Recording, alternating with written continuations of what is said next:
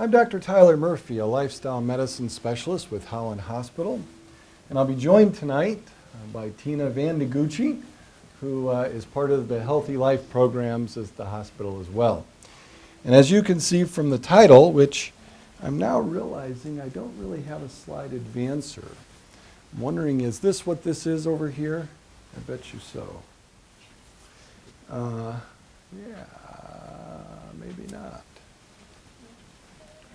Well, you guys can work on that for me for a minute. But tonight what we're ultimately going to talk about is sleep. And friends that I know, friends that I've yet to meet, I'm glad that you took some time out of your busy evenings to talk with us about this opportunity to figure out how the experience of sleep can be better. We're going to do a couple things tonight, and this is kind of how we're going to do that. You can see an outline on this slide, but really we're going to have two major segments. One where we talk a little bit about the perspective and the scope of the sleep experience, and I'll do that aspect of the talk tonight.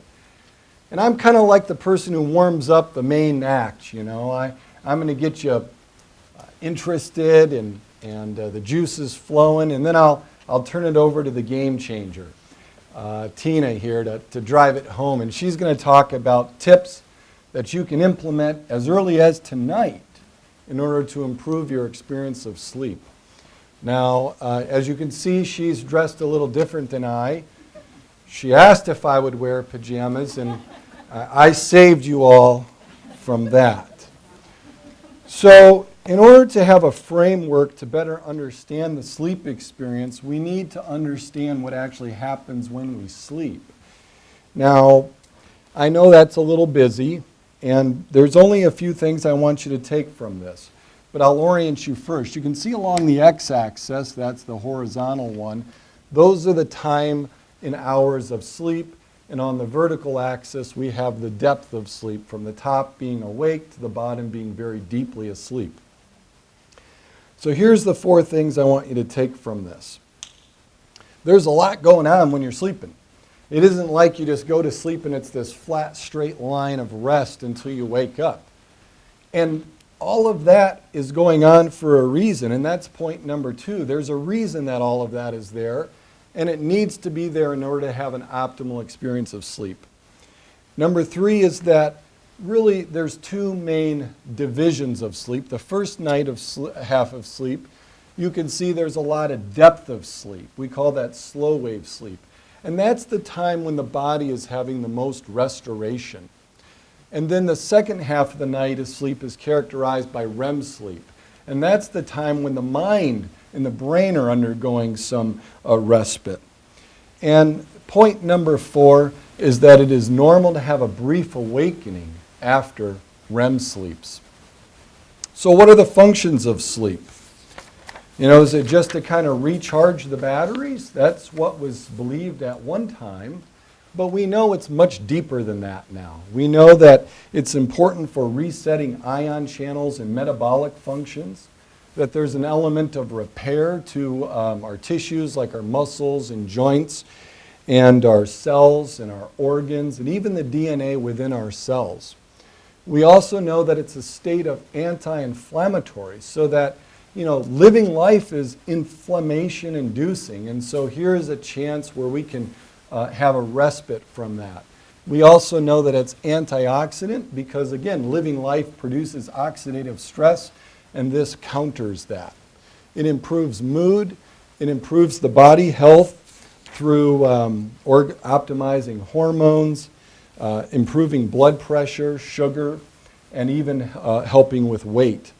It also improves brain health by enhancing neuroplasticity as well as memory and cognitive functions.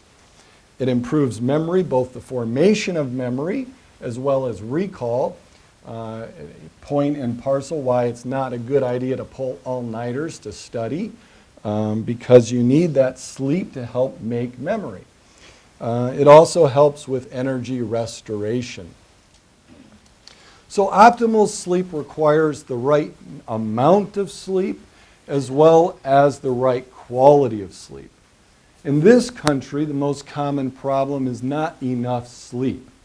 50% of those in this country sleep less than the government, well, we won't say government, the guideline recommended amount of sleep, which is 7 to 9 hours. And 25% of those in this country have a quality of sleep disorder. Unfortunately, most people who experience effects of poor sleep don't really know it. And that's because the majority of people don't experience acute sleep deprivation. They experience chronic sleep deprivation.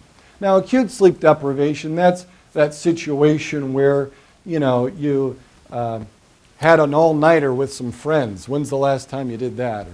Or, you were studying for an exam all night long. I'm canvassing the room here and guessing maybe this isn't necessarily germane, but the point of it is when you have those situations, that's when you get the classic sleepiness, right? I didn't sleep all night long, so I'm tired or I'm fatigued or I don't have enough energy. Chronic sleep depression, on the other hand, is a completely different beast. And that's, accounts for these symptoms noted here. And you can see we can have everything from pain to fogginess and brain fog, to cognitive impairment, memory impairment, mood disorders. It can alter how hungry you are and so your weight. And the problem is a lot of people go to the doctor for these symptoms, and it never gets understood that the problem or a contributor to those symptoms may be a problem with the experience of sleep. Now, what happens when you don't sleep well? What are the consequences of sleep deprivation? Well, some of these may not be surprising to see, reduced productivity, traffic accidents, occupational errors, problems with academics or home life. But some of these things may be more shocking. Believe it or not, sleep is an integral part of making certain medical problems that you might have worse, or even in the causation of these medical problems. Things like diabetes. Anybody hear of that in this room? Hypertension or high blood pressure, obesity, atrial fibrillation, heart disease, and even cancer. In fact, this is so much of an issue that newly diagnosed persons with atrial fibrillation, all of those people are required to have sleep evaluations. Persons with newly diagnosed high blood pressure or what was once controlled, now not, required to have sleep evaluations. That's because chronic sleep deprivation is that relevant to these medical illnesses. So what are some clues of a sleep problem? Well, falling asleep while working, that's not normal. And if you do something important like operate a crane, that's really a problem. Napping at stoplights, not a good thing. Napping in the shower is also not a good thing, and I have a personal story about that. So anybody who trained as a physician is used to having sleep deprivation, sometimes acute, sometimes chronic. And so luckily my wife, if I didn't come out of the shower after 15 or 20 minutes, would come in and jolt me and get me to finish up after working for 30 to 36 hours consecutively. By the way, we know once you exceed 16 hours of consecutive work, you have the equivalent function of a blood alcohol of 0.08. Guess what the legal limit of driving while impaired in this state is? 0.05 now, I believe. So in other words, sleep deprivation matters, and it causes some serious challenges with being highly active and functional. If you are one who is unable to make it through the evening news or your favorite periodical, again, a sign that there's something going on with your experience of sleep. If you boast, I can fall asleep anywhere, anytime. Again, that's not really something to celebrate. That's an indication of a problem. And if you're used to saying, I can fall asleep before my head hits a pillow, take note. So I'm going to spend just a few minutes answering some commonly asked questions that I see in my office. The first one is, what if I have a sleep problem? What do I do? The first question that I generally ask patients is, Well, what makes you think you have a sleep problem? Tell me about your night of sleep. When do you go to bed? When do you wake up? How many times do you wake up during the night? How long does it take you to get to sleep, etc.? Honestly, what I learn in, I'm going to ballpark it, maybe 25% of the cases, a person doesn't have a sleep problem at all. They're describing perfectly normal sleep. What happens as you age is this. When you have those periods of brief awakening after an episode of REM sleep, you're more conscious than what you used to be as a youngster. And so the person who goes to sleep, falls asleep within 20 minutes, wakes up maybe after 3 to 4 hours of sleep, and then might wake up 2 or 3 more times every hour to 2 hours, that's normal sleep. And the difference between you as a person now and a person when you were younger is you just didn't remember it when you were younger because it was at a less light amount of consciousness. And as a general rule of thumb, as we age, everything shifts up. Remember that cycle slide I showed you? Everything just migrates up a little bit. So you get a little more consciousness after a REM cycle. And that's not a problem unless it takes you more than 20 minutes to get back to sleep. The most common related sleep problem in this country, again, I said this already, but it bears repeating, is we just don't sleep enough. We've gotten ourselves into lifestyles where we're busy, we burn the candles at both ends, and so we compromise sleep. On average, a person now sleeps 1 full sleep cycle less than a person 50 years ago. Really, we can blame our sleep problem on Thomas Edison, right, and the invention of the light bulb. Before lights, all we had was candlelight, and that was a whole different experience of life. And so as our society operates differently, as we have stores open later and jobs that work way into the night, this has had a real effect on how sleep goes in our society. So the most common way you can improve your experience of sleep, just sleep more. It might take an extra cycle of sleep for those who are less efficient sleepers than others, and that's okay. Time in bed and time in sleep will generally fix a lot of what ails our sleep experience. But for some, it's not just a time issue. For some, it's a quality issue. Remember on that slide, you saw all that activity between these different depths of sleep and functions. If there's a quality of sleep problem, that means you're not spending the right amount of time in those stages, which means that your refreshness or the actual repair, restore, reset, rehab that you saw on some of those earlier slides is not occurring the way it needs to. And at times, there can be other medical problems to account for that. There can be other actual organic medical problems, things like pain syndromes, mood symptoms or disorders, hormonal disorders, etc. Or there can be primary sleep disorders, things like sleep apnea, restless leg syndrome, or periodic limb movements. These obviously affect the quality of sleep. Now, our time tonight is not really to go into the depths of those two categories of problems that affect sleep, because really, that's not something you're going to be able to work through on your own. Okay, that's not a self-directed improvement kind of situation. That's a situation you need to be in care with your physician about. But what certainly accounts for the bulk of quality of sleep issues is issues related to sleep hygiene.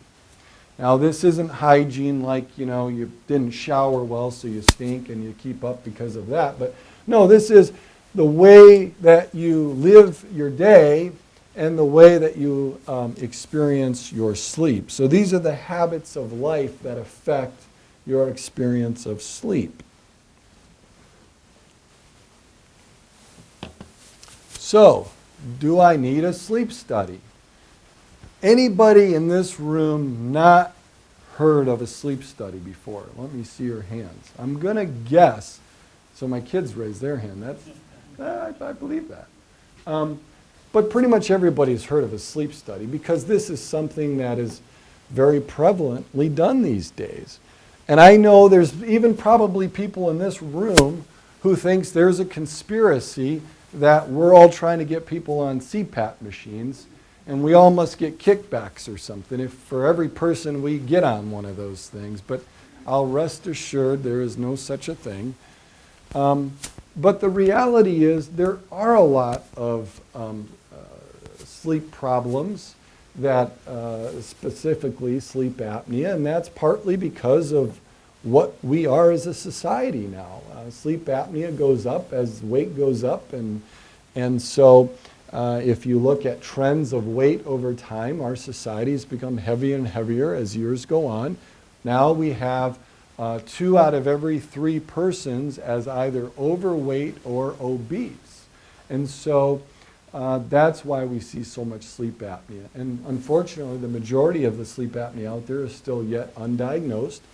Sleep apnea does cause extra work and stress on your heart and lungs, so it is not something to ignore. And if you have that, it is something you're going to want to address further. That's what would take a sleep study to figure out, though. And the secondary question on that is, do you need to use a CPAP machine if you're diagnosed with sleep apnea? The answer is not necessarily. That is still the gold standard, but oral appliances and other therapies for some degrees and severities may be appropriate. Even positional therapy, where you just don't sleep in the position that causes you problems. So are naps good? Again, the gold standard here is the best experience of sleep is one that's obtained all at night. But at times, naps might make sense. It can bring up the number of hours of sleep. So if you're going to do that, try to keep it to 30 minutes or less, and try not to do it too close to bedtime so that it creates an unhealthy cycle there. Now, this is my favorite slide of the entire night. And if any of you know me as a physician, because I am your physician, or you've heard me speak in other ways, you know that I don't feel that sleep medicines are safe, and it's really not anything unique to my opinion. This is what the medical literature says about sleep medicines. We've seen them kill patients in our office. We've had persons fall off ladders and die. We've had persons drive and die. This happens in every physician's office. The bottom line is your risk of kidney problems, your risk of Alzheimer's and memory and cognitive issues, your risk of falling and breaking a hip, all of those things are drastically higher if you take a sleep medicine. This is not only for prescription medicines, sleep medicines, which all exist on the Beers list. About everybody in this room has a little age behind them, and most of you are at an age where you shouldn't be taking medicines on the Beers list, which is a list of all the medicines that are risky for persons with age behind them, unless there's a really good reason that your doctor can convince you of as to why you would want to take a medicine that is known to harm. Okay? Unfortunately, not only does this apply to the prescription medicines, this also applies to the over-the-counter medicines. So when should you see your doctor? Well, if you're asking this question, that may be a good time. Whenever you're curious, that's probably a reasonable thing to do. But if you're sleeping more and you're not feeling like that's really improving your experience of sleep, or you've tried some of the things that we'll even talk about tonight and that doesn't help your sleep experience, then that's a reasonable time. But particularly in these situations, if you don't feel refreshed in the morning, that's not normal. You should feel after maybe, a few minutes of waking up. My wife doesn't let me talk to her for so long after we wake up in the morning. So, give it a little bit of time. But after that, if you're not feeling like you're refreshed, that's not normal. If you feel more tired than you should before the end of the day, or you have some of those situations like we described, you're falling asleep while watching the news, etc., that's not normal. And if continues, you should be seen. And if somebody has told you that you stop breathing when you sleep, or they won't even sleep in the same room as you, that's a time when you would want to get that checked out. And so finally, before I turn it over to the closer, when should you see a sleep therapist? Well, how you spend your day determines how your night goes. And how your night goes really is a setup for what's going to happen during the day. And sleep therapists are uniquely poised to help you create this paradigm of habits. Habits that you have during the day that help your night, and also a surround and structure to how you experience your night so that you can be your best during the day. And so they're trained in using cognitive behavioral strategies that are scientific and evidence-based. And so that can solve a lot of what ails the sleep experience being suboptimal for those in this society. Well, Dr. Murphy's last slide mentioned evidence-based techniques, and that's what I hope to cover today. And I must say, I'm usually in an exercise attire and speak on all things exercise, and I could probably lecture on exercise standing on my head. This is new to me, and I love it. I'm very interested. I'm actually practicing what I preach right here, and I'm practicing my New Year's resolution. So my sleep hygiene is to get started into my sleep routine earlier in the night. So I thought I can go right to bed from here, and I'm ready to go. But I'm going to have a little audience interaction here while I look at this slide. Tell me what is wrong with this picture, with these pictures. What's wrong with these pictures? Go ahead. What's going on? Caffeine. You bet. There's a lot of things going wrong with this one. Name a few. What do you guys see? Alcohol. Yeah, there's a few more things. Stimulation. All right. Stimulation. Late night. What are they doing? There's a feast, right? So there's some late night eating. All right. What's going on here? Stress, definitely. Over here. That's me, right? I don't own a cat. Because for another reason, I want to add this one in here, by the way, because I couldn't put pictures of obviously everything. I found out after I had owned 2 cats that I actually was allergic to cats. And being allergic to something produces histamine. And that histamine can keep you awake, if you didn't know. So now we're also talking summertime. We're actually in Michigan here. It's every season, right? I think I heard just somebody last week, oh, these allergies, winter allergies. But allergies, pollen, actually spending time out in the yard or the woods and then maybe heading off to bed. You might need to actually wash your hair, wash the pet, wash your shoes, leave your hiking clothes outside of the bedroom. So just to start to think about that, there's actually some other ways. Besides anybody owning a cat, right? They love to do that, and dogs and so forth, waking you up. All right, what's going on here? All right, anybody guilty of this one? A few of you, 1 or 2. All right, and I know nobody's guilty of this one. As you elbow your partner here, what's going on? Snoring. Okay. As Dr. Murphy said, if someone's refusing to sleep in the same room as you, you may have an issue. I want to just let you know that I basically dug into about the last 3 years of research on sleep science, in which we call sleep hygiene, lifestyle habits, we call it sleep hygiene. And I have a plethora, and I don't want to overload you. I may have you stand up and down a few times to keep you awake, but I do want you to know I have research and I can provide the doctors and I can cite the studies upon request, but if I spend time doing that in here in front of you, we're not going to get through this. So I'm going to go ahead and go to the, no, wrong way. So which one? Do I pull this one down? Done. There, which one? Right there, on the other side. Okay, perfect. All right, so just get started with some tips for better sleep. What are we going to do about it? Well, the first one, use bed for sleep only. And I'd like to think of this as thinking of oasis, your bedroom as an oasis versus an office. Think oasis, not office. I want to just say one word about sleep positions. I do know a few of my clients actually are sleeping in recliners, and I'm not so sold on that one yet. I should say, there's pros and cons. Sleeping on your back has shown to be the best for posture and also obviously issues like reflux. However, sleeping on your side proves to be better for your brain. There's a clearing of the waste that's happening. The con of sleeping on your side is it's bad for wrinkles. So you got to weigh that one out. But establishing a regular sleep cycle, plus or minus 30 minutes, give or take, that's life. Plus or minus 3 hours, now we're running into some problems. So establishing a regular sleep cycle. As Dr. Murphy mentioned, we had the slide up here about the sleep cycles. There's the non-REM, it's called. It's the deeper sleep, the restorative sleep. That is when most of the restoration happens, and I call those the hours of power, which is actually between 10 p.m. and 3 a.m.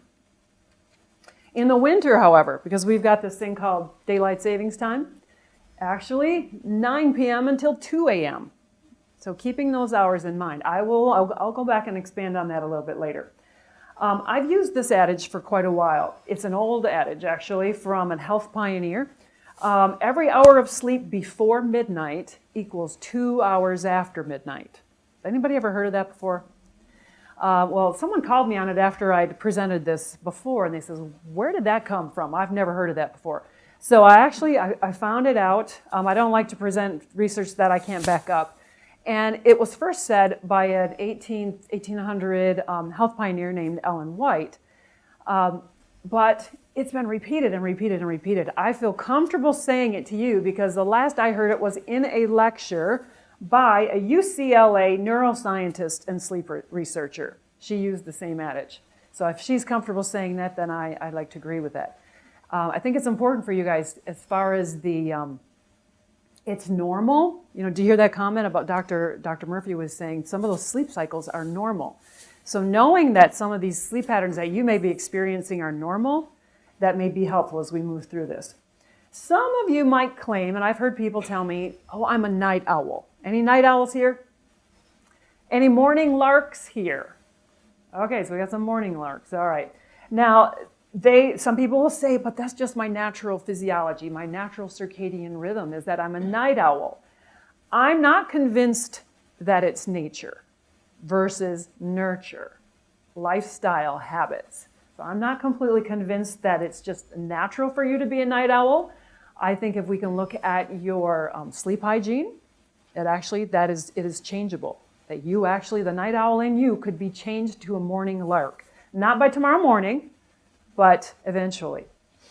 Okay, there's, these circadian rhythms were established thousands of years ago, and there's just not a whole lot of wiggle room in that. Any night shifters? Anybody ever been a night shifter?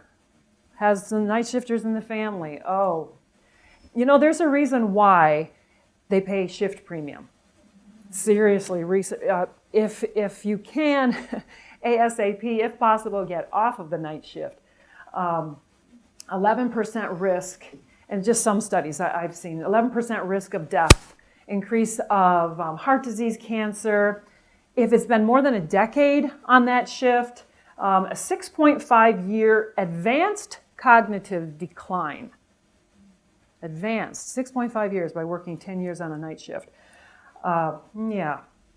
So another interesting fact, the moon. They found even in these sleep labs where there's no exposure to sunlight, darkness, no cues, hey, it's bedtime, it's not. They found there was a decrease in melatonin, and there was actually a decrease by 20 minutes the days just before or just after a full moon. So if you've got some big events coming up at the time around a full moon, you may want to start to head to bed earlier and get a little bit of extra sleep. It's just proven that around the full moon, about 20 minutes less sleep per night. All right, moving on to eliminating bedroom noise. Some of you said the person you're sitting next to makes a lot of noise at night. Well, there are these things called earplugs. That's maybe a possibility. And there are also, I think we're going to get down to that in a minute. I first want to share a study with you. iPad readers. So we're actually getting down right now to talking about those screens.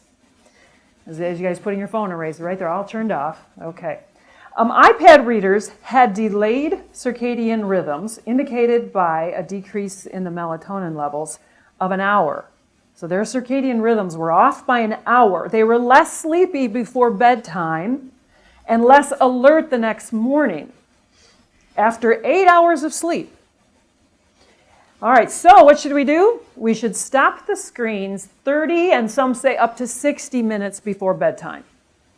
So if you've been doing it right up to bedtime or in bedtime, then start with maybe 15 or 30 and working yourself up to 60 minutes before bedtime.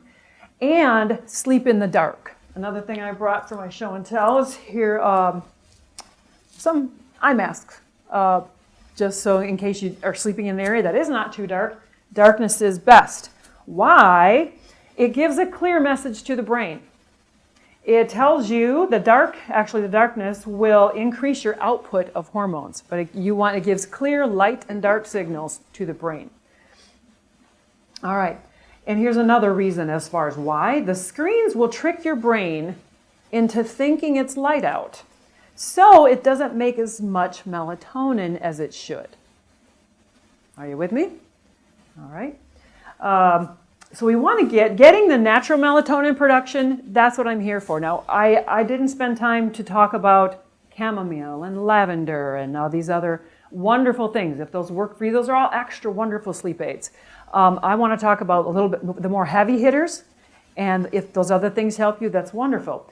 But getting your natural melatonin production instead of actually taking melatonin, ingesting it, if you can get your natural melatonin back on track, that is the most sustainable scenario. So a goal would be to get to sleep about 15 minutes earlier each night until you hit 10 p.m. If you're already there, wonderful. But otherwise, about 15 to 30 minutes at a time, start to work that forward. And also, if you're waking up far after 6 a.m., because those are really the bookends, 10 p.m. to 6 a.m. Notice how that coincides with sunrise, sunset.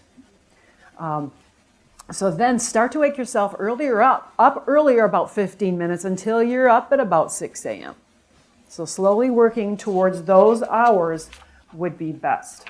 All right, I'm going to have you guys take a quick stand. It's darker than here than I'd like it to be, so I'm going to have you just stand up, stretch, roll your shoulders back a little bit, take a big breath, reach your arms up. Grab some water if you didn't get some. I'm going to grab some. I put it right here. All right.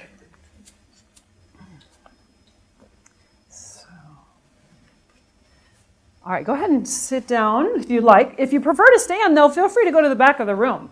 Anytime you're in a lecture, you don't feel like you're captive audience, you can get up and stand in the back and stretch, especially if you have some back pain. All right, so here's some more tips. Increasing your daytime exposure to sunlight. Now this slide is key. I love this picture over here. Have you ever heard of a pineal gland? You all have one. And you all have a body clock that's also in there somewhere. I'm not real technical. I really don't need these words right here. I just love the brain showing the pineal gland. And light and dark signals are fed through the optic nerve. So Brad, he was nervous. What was I going to do with this flashlight? So just as my showing little display, my graphic. So this is the sunshine. I don't want to shine in anybody's eyes. But sunshine, exposure to sunshine, comes in through where? The eyes, the optic nerve. That is so key. So what happens if we've been wearing these all day long? Or we have UV in our glasses and just are completely not exposed to the sunlight all day long. So I'd encourage you at least to get 20 to 30 minutes of exposure to natural sunlight. And again, why?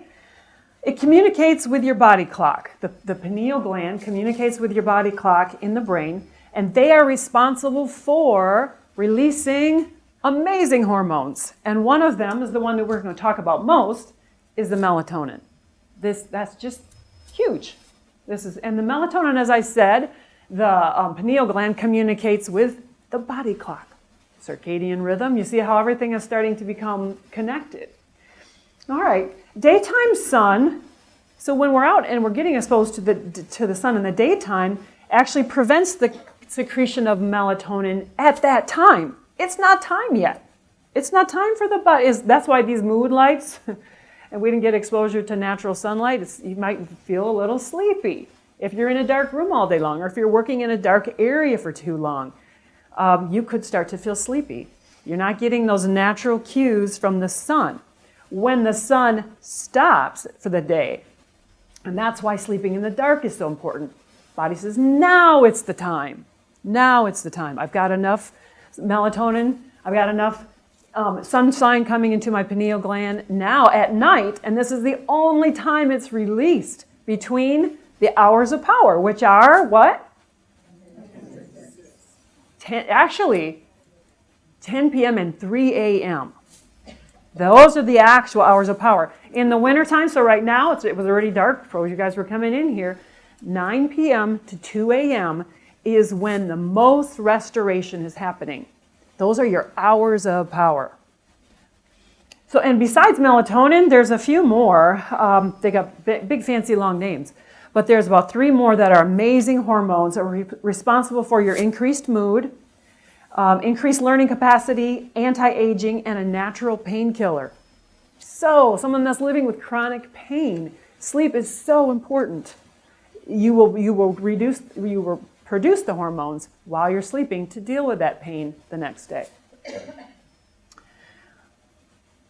Okay, this is interesting, this study.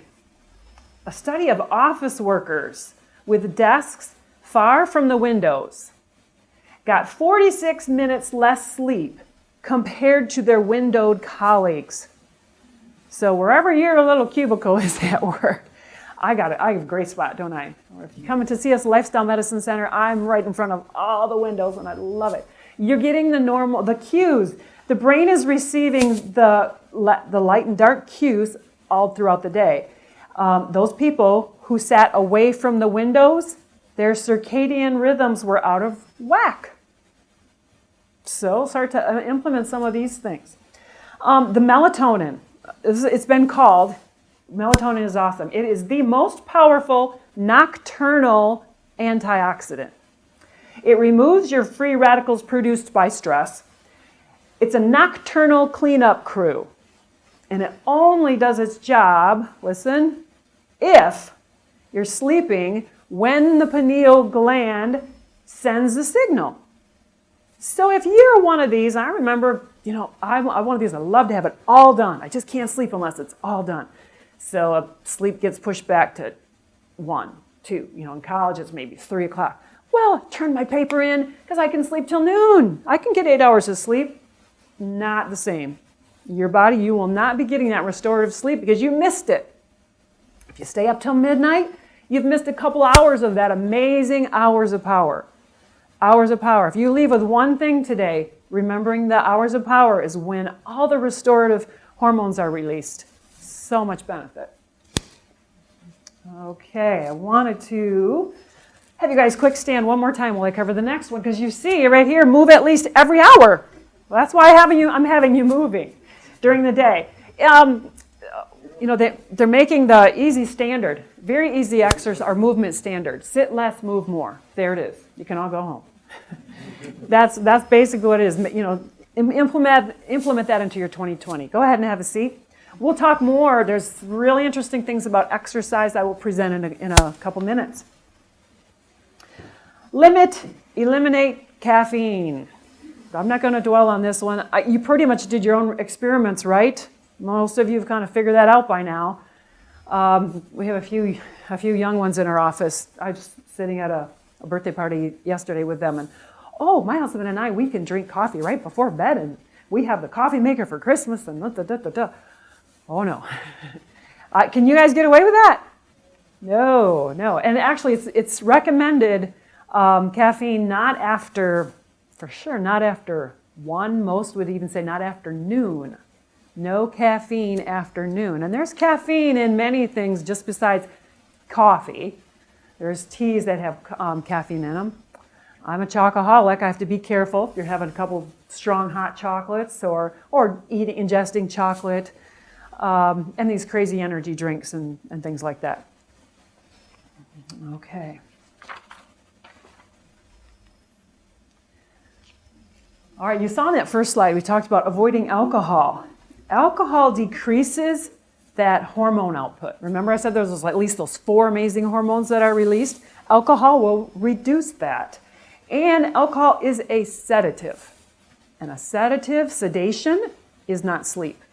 When you're sedated, you're not sleeping. Don't confuse the two. There's an increase in brain activity associated with resting, but not sleeping. So it actually is blocking your REM, your dream sleep. Alcohol is blocking the dream sleep. It helps you to get to sleep, but not to stay asleep.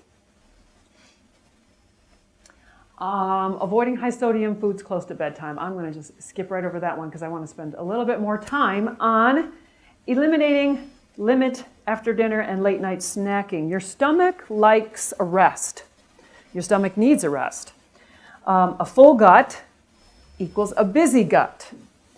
And often that leads to things like reflux, gas, bloating, indigestion, heartburn. Would those be sleep disruptors, anybody? If you want to admit it? Yeah, quite so. You know, the word breakfast, if you break it up, it's called breaking a fast. There's a reason. It's called breaking a fast because you'd want to kind of sleep through the night, certainly not eating in the night, in the middle of the night, but you're tapering as you go toward bedtime, so your gut is emptying and not full as you go off to sleep. So your stomach is emptied as you're going to sleep. Breaking your fast, because actually an interesting thing, so you've heard of these, there's all these new things always going around, intermittent fasting, and there's some different buzz diet things happening. But if you go to the old standby, you're all fasting through the night. If you're sleeping 8 hours, you're fasting for 8 hours. That is wonderful because what happens when you fast is your body makes tryptophan. A tryptophan is kind of a cousin to that melatonin. Tryptophan actually helps make melatonin and serotonin. Very needed and good mood hormones. So your meal timing and how much you're eating throughout the day, eat enough so you're not super hungry and filling up right before bedtime. Eat enough throughout the day, starting with breakfast. Breakfast like a king, lunch like a prince, supper like a pauper. If you're very stressed, your body can kind of handle one thing at a time. If you have a full gut, that's stressful. So it'd be better actually to skip supper. Most of us can handle that. We're not going to work a 8-hour lumberjack shift, are we? I mean, if you are, you may need to eat. But otherwise, if you're really stressed, have a very light supper. If you're feeling ill, if you can do that, have a very light supper. That will help you sleep. And after a few days of that, I'm sorry, I'm going off on a tangent. I always do this.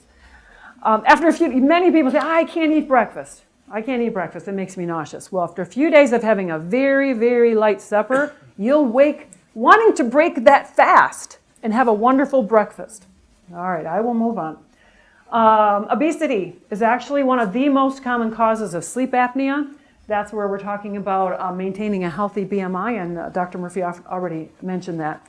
And if you're frequently getting up to urinate through the night, it's recommended to not drink after 7 p.m.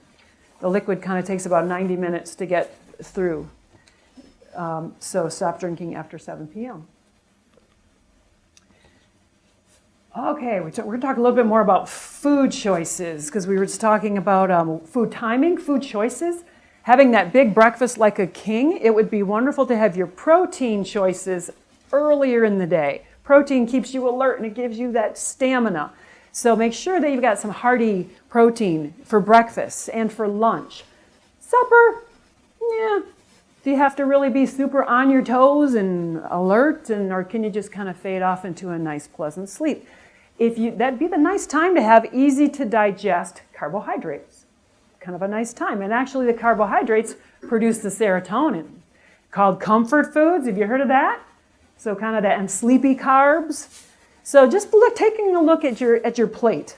And if you're having your steak or your maybe a lot of nuts or other things that you find hard to digest, maybe supper time is not a good time to have those. Let your body work on those earlier throughout the day. Okay, meat, by the way, speaking of steak, meat is high in methionine. And I don't know if you know what methionine does, but it blocks tryptophan. Good thing, right? The tryptophan, we want tryptophan, so we don't want to block that because the tryptophan makes melatonin, which we need, and serotonin. So a diet high in meat could also be a culprit, could be something that's disrupting your sleep. And sleep, by the way, burns 50 to 100 calories per hour. So let's all go on a sleep marathon, right? And we're going to burn a lot of calories.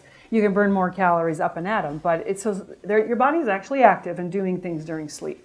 Sleep is also often called the secret sauce of a weight loss plan. So if you've been stuck, just not getting the results you want, look at your sleep and see what's going on there. You may actually be able to add the secret sauce ingredient to your weight loss plan. When you're not getting enough sleep, your hormone level, the hormone called leptin, which is the hormone that makes you feel full, that one decreases. The other one, the bad guy, ghrelin is the one that makes you feel hungry and especially crave those comfort foods. And here's the bugger, it signals your body to store energy. When you're not getting enough sleep, it thinks that you need to kind of fight or flight, and it's going to hang on to that, and it will store energy. Not the thing that you want if you're trying to lose weight. 2 studies, quick ones. 6 to 8 hours of sleep per night weight loss group. So this first group had about 6 to 8 hours of sleep per night. They lost more weight than the group that had less than 6 hours. The second group, age 25 to 65 overweight women. Those who had with the fragmented sleep, and which fragmented I mean they were waking up 5 or more times per night, they lost less than the good sleepers. So you can kind of see how this is actually a vicious cycle. One thing will affect the other. We're going to jump down to, I'm going to insert room temperature in here because I want to talk about something called brown fat. Sleeping in a cold room. Now cold, what kind of room temperatures are you guys sleeping in? Yeah, you guys, you're good, good. 60 to 67 is recommended. So the 60 to 67 is recommended. And if you do, here's what happens. You will stimulate your brown fat. And brown fat is active fat. It burns more calories and it improves your insulin sensitivity. So brown fat is a good fat. And by doing so, sleeping in cold, you can increase your metabolic activity. It was interesting, there was a side note that you needed actual shivering. The process of actual shivering is kind of, and think of hibernation, kind of working your way, your body temperature coming down.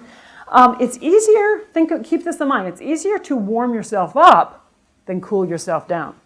I was going to put on that slide of sleep disruptors, too hot. Can you sleep when you're too hot?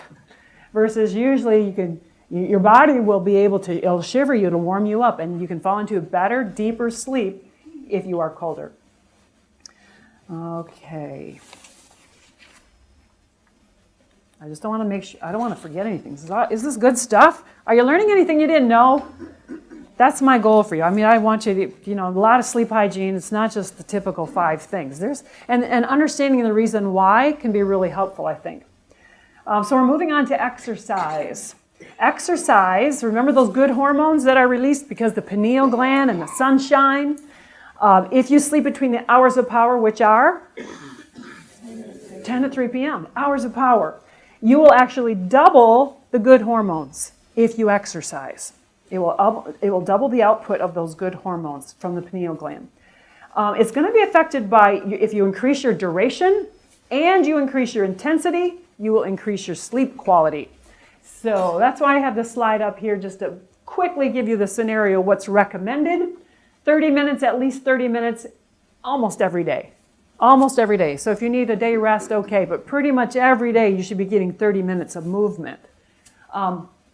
Preferably aerobic movement, that you're huffing and puffing, that it's a consistent, sustained 30 minutes of movement. Or if you don't have quite that much time, all right, you can just do 25 minutes 3 days a week, but that has to be high intensity interval training. And some of my clients here know what that is. You're running for your life, you're biking for your life, you're gasping for breath. You're very breathless. And that's very good things happen when you do that. And also, this high intensity they're speaking of here, they're actually speaking of muscle strengthening, resistance training, calisthenics. So those are all important. Here's a study.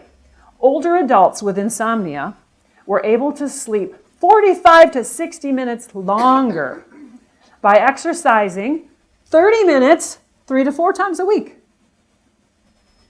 So some of you are maybe doing that now. 30 minutes, 3 to 4 times a week, they were sleeping long. These were adults who had insomnia. When they started this program, they were able to sleep 45 to 60 minutes longer.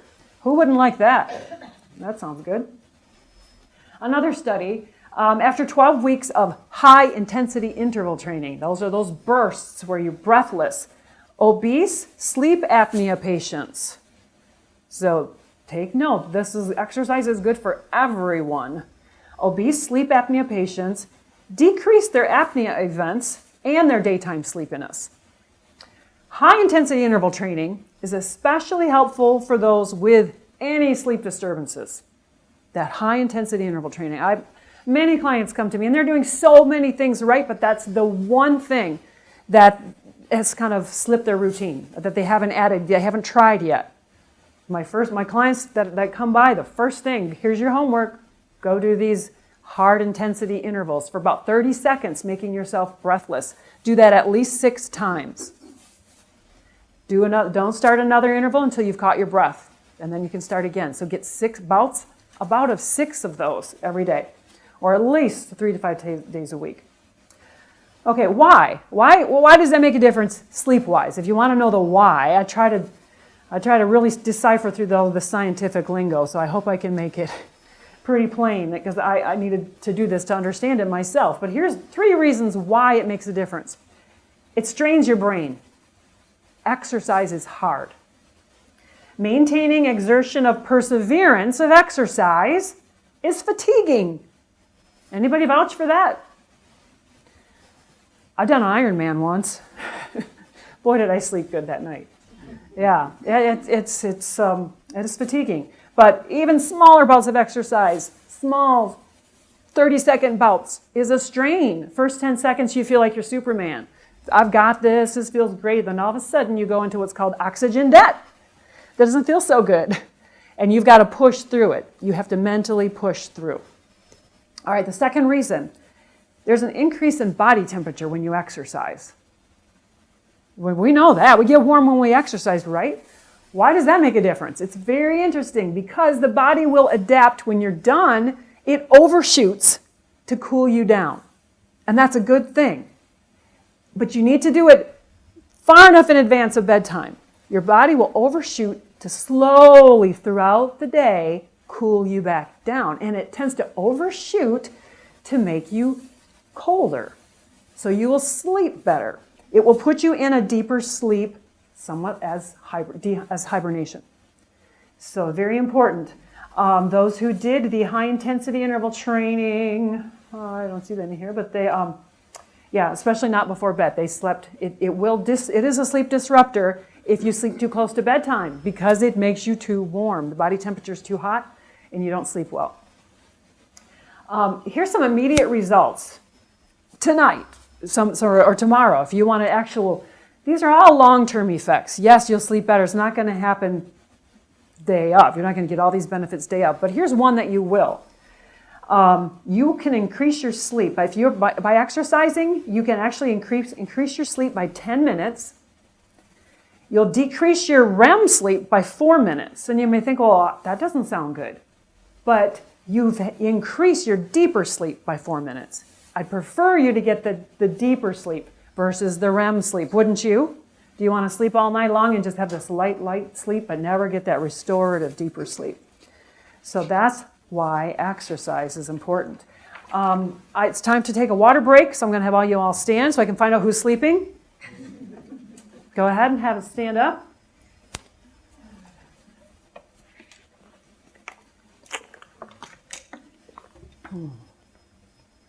Okay.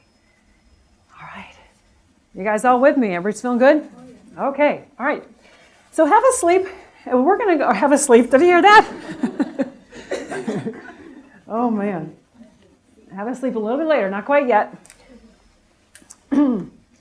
William Shakespeare referred to sleep as a balm of hurt minds. Sleep is the balm of hurt minds. There's so many wonderful things on this slide. Well, first I do want to tell you that a sleepless night can actually trigger a 30% increase in anxiety. So one sleepless night, the next day, 30% increase in anxiety. Deep sleep decreases anxiety overnight. How? It reorganizes the connections in the brain. Do you all not feel better after you put a problem down for the night and you wake up and it wasn't near as big problem as that gigantic problem it seemed to be at midnight, right? Everything is reorganized, the anxiety is lessened. There's a professional sleep journal statement that just really hit me. I love this statement. Sleep is a natural, non-pharmaceutical remedy for anxiety disorders diagnosed in some 40 million Americans. Now, many Americans have anxiety. Many people take many things for their anxiety or do many things because of their anxiety that are not good for them. They have bad lifestyle habits and so forth. Can I read this again? Sleep is a natural, non-pharmaceutical remedy. So take note. The best bridge between despair and hope is a good night's sleep. So, and worry, you know those hormones, those good hormones? Worry decreases those. Worry cuts the output of those good hormones. It will decrease them. So going through this slide, well, perhaps, and as a sleep science coach for Holland Hospital, and I do have handouts along the side if need be, I've worked with many clients, and I'm amazed after working, we've gone through a lot of the sleep hygiene issues, and they've corrected many issues. And we actually find that the issue needing to be addressed was anxiety and depression. Now that's beyond my scope of practice. I know when to refer to behavioral health services, or perhaps a pastor or a friend. But quite often, true anxiety issues, there's some big issues that need to be addressed. Anxiety and stressful issues may need to be worked on. Being in nature is a wonderful trigger for relaxation responses in your brain.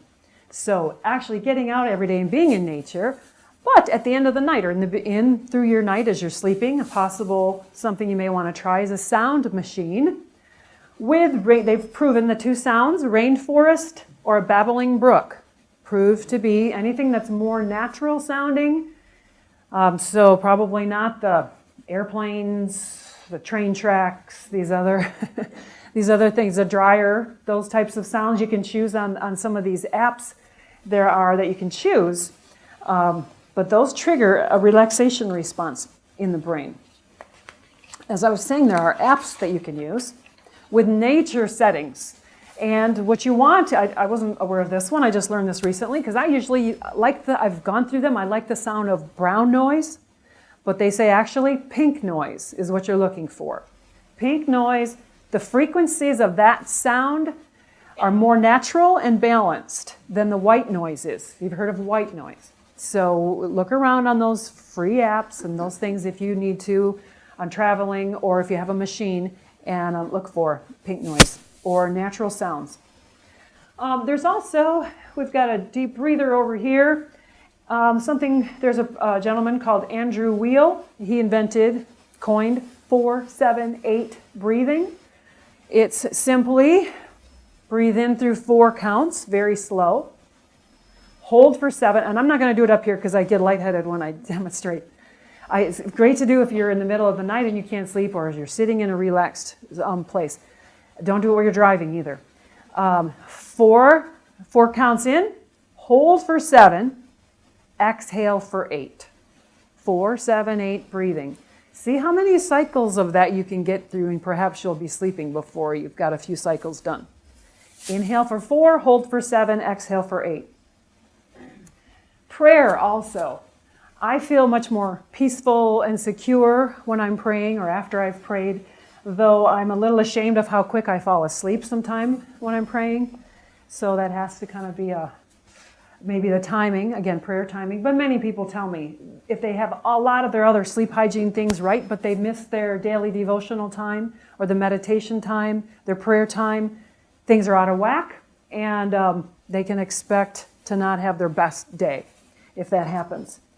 Pilates, yoga, meditation, Tai Chi, as we see here happening, or similar type movements. They all decrease your anxiety, which therefore will decrease stress, and stress disrupts sleep. So those are all good. I thought this was an interesting side note. There's a study. Adults who spent 2 hours per week learning meditation and mindfulness. And I want to back up, because if you've never heard of the word mindfulness, simply put, it's being in the moment, letting thoughts come and letting them go. Not stopping the thoughts, just allowing them to come and go. And there is an app for that called Headspace, am I right? An app if you wanted to start practicing mindfulness. So adults who spent 2 hours per week learning meditation or mindfulness, for 6 weeks they did this, but they never discussed sleep. They never even discussed the word sleep. They reported less insomnia and fatigue than those who spent the same time learning basic hygiene, sleep hygiene. So there's something that's to be said for not just hearing, but doing. So the actual doing the practices made a big difference. All right, we're nearing the end, so bear with me. You guys all still awake and refreshed for a little bit more. We're starting to lull into our sleep time, but not quite yet. I should get you out of here and home so you can start your routine, your sleep routine, and be in bed by 10. We're going to start our routine how much earlier? We're going to stop the screens how much earlier? At least about an hour, and start that nightly routine. If it takes you 2 hours, you better get started a little earlier. Okay, so there's something called cognitive behavior therapy, sometimes CBT for short. The way I like to just simply put things, changing the way you look at it, changing the way you look at something. Cognitive behavior therapy. That's why I was saying understanding and learning. I'm so glad you came tonight, because understanding sleep cycles and understanding sleep science and sleep hygiene, simply understanding it will help you. If you slept from 10 to 3 a.m. and you woke up at 3 a.m., no need to fret. Instead, say, this is fantastic. I've got my hours of power. I've got my hours of power. I don't need to fret. You can lie there and just relax and plan your day, or think your happy thoughts, or pray. Simply releasing that anxiety, because you now understand it's normal to have that wake-up time. If you did your homework and you've got in bed and you've got great sleep from 10 p.m. to 3 a.m., wow, you're so far ahead of the game. That is the game changer right there, once again. And often just relieving that anxiety, you'll doze back off to sleep. Pressure's off. Pressure's off. You're already ahead of the game. You have a great day in front of you. You've already got your restoration, and you'll have a great day. However, for racing thoughts, anybody ever have those? And this may happen, if it happens, especially throughout the night, or that you've got these racing thoughts that you're entering your sleep routine, and these thoughts are still racing. Here's what you do. Use cognitive behavior therapy called worry time. The hour before bed, an hour before, phone's off anyway, sit down with pen and paper, not your phone. Don't make notes in your phone. So just plain old-fashioned pen and paper, and download onto that paper all your current worries. Try your best to worry your hardest for 20 minutes. Give it all you got. Worry like crazy for 20 minutes. Jot down everything that comes to mind. When those 20 minutes are up, leave that list of worries where it is and proceed with your nighttime routine. If you're waking up in the middle of the night, same thing. After about 20 minutes, let it go. Come on out of bed and write the solution to that problem that's in your head. Or write those burning thoughts that are there, write them down. But you're not going to put them in your phone. Don't go to fluorescent lights in the kitchen and a bright room. Go to a quiet, old-fashioned lamp shade. Sit next to a lamp and maybe with a small blanket. Write those worries down. Write that solution down, and then head back to bed when you feel tired. All right, that actually concludes most of my sleep hygiene ideas. There's a wonderful handout I hope everyone got because it reviews what we discussed as far as the sleep disruptors, tips for better sleep, and then the sleep management goals. What is going to be your takeaway from what we learned today? Your goals, well, just try this or that. And it needs to be specific, needs to be measurable, attainable, and maybe be accountable to someone. So if you find a need for sleep hygiene, sleep science coaching, feel free to contact me. But I'm going to invite Dr. Murphy back up here so he can help me answer any questions that you have. On this sheet also are the recommended hours for children and teenagers and so on.